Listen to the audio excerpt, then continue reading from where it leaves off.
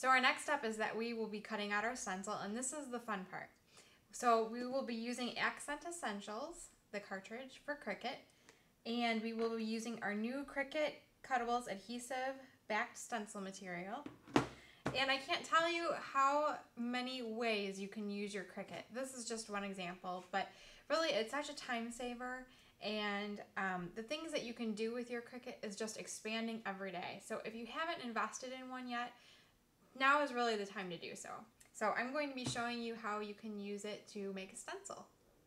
We're on to our next step, which is cutting out the stencil, and the stencil material is loaded onto my Cricut mat here.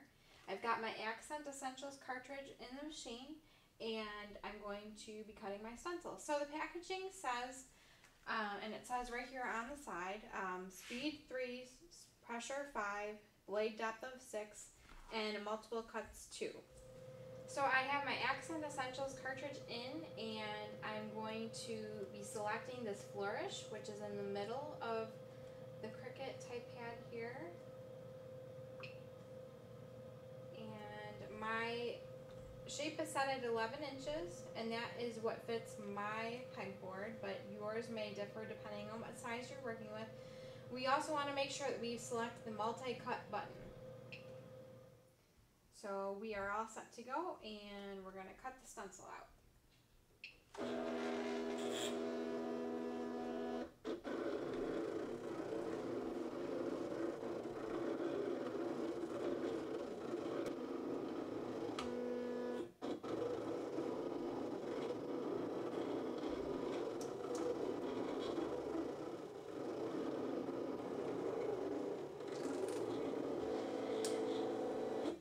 Our stencil has been cut by the Cricut, and we are ready to implement it onto our pegboard.